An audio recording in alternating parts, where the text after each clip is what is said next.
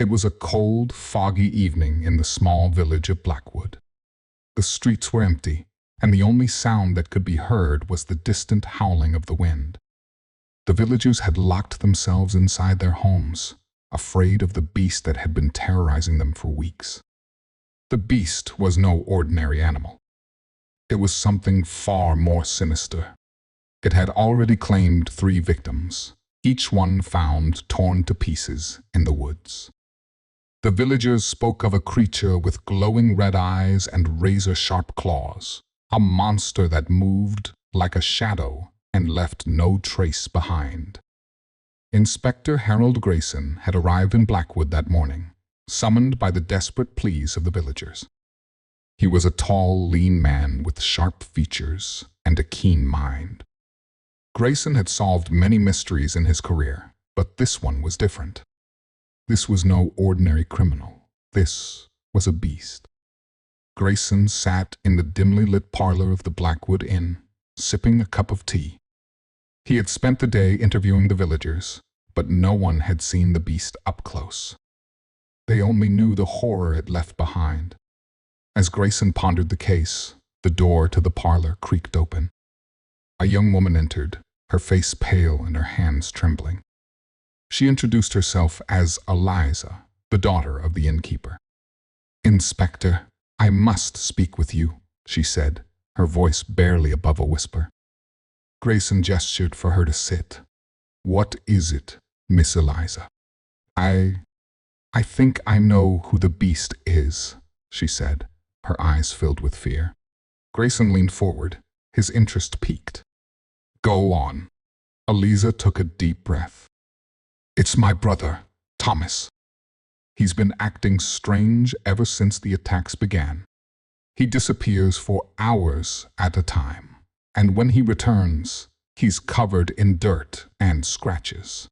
I've tried to talk to him, but he refuses to say anything." Grayson frowned. "Do you believe your brother is capable of such violence?" Liza hesitated. "I don't want to believe it, but there's something wrong with him. He's not the same person he used to be." Grayson thanked Eliza for her information and promised to look into it. That night, he decided to keep a close watch on Thomas. As the clock struck midnight, Grayson saw Thomas slip out of the inn and head towards the woods. Grayson followed silently, his heart pounding in his chest. The fog was thick, and the trees loomed like giants in the darkness. Suddenly, Grayson heard a low growl. He froze, his hand instinctively reaching for his revolver. The growl grew louder, and then he saw a massive, shadowy figure with glowing red eyes. The beast. Grayson's mind raced. Was Thomas the beast, or was there something else lurking in the woods? He couldn't be sure. He decided to confront Thomas first.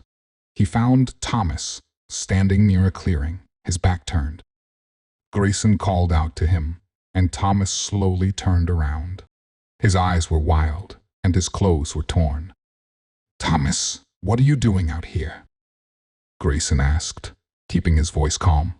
Thomas didn't answer. Instead, he let out a guttural growl and lunged at Grayson. Grayson barely had time to react. He dodged to the side and drew his revolver, but before he could fire, Thomas was upon him. The 2 men struggled, their breaths coming in ragged gasps. Grayson managed to push Thomas away and fired a shot into the air. The sound echoed through the woods, and the beast let out a deafening roar. Grayson turned to see the beast charging towards him. It was a monstrous creature, part wolf, part man, with razor-sharp claws and teeth. Grayson fired his revolver, but the bullets seemed to have no effect. Just as the beast was about to strike, a figure emerged from the shadows. It was Eliza, holding a silver dagger. She plunged the dagger into the beast's heart, and it let out a final, agonizing howl before collapsing to the ground. Grayson and Eliza stood there, breathing heavily as the beast's body began to transform. The fur and claws disappeared, revealing the lifeless body of Thomas. Eliza fell to her knees, tears streaming down her face. I didn't want to believe it, but I had to stop him. Grayson placed a hand on her shoulder. You did what you had to do. He was no longer your brother. The next morning, the villagers gathered to hear Grayson's explanation. He told them that Thomas had been cursed, transformed into a beast by an ancient evil that had been awakened in the woods. The villagers were relieved that the beast was gone, but they knew that the woods still held many secrets. Grayson decided to stay in Blackwood for a while longer, to ensure that no other evils lurked in the shadows. As for Eliza, she left the village, unable to bear the memories of what had happened. She vowed to never return to Blackwood, a place that had taken so much from her. And so, the mystery of the beast was solved, but the scars it left behind would remain forever.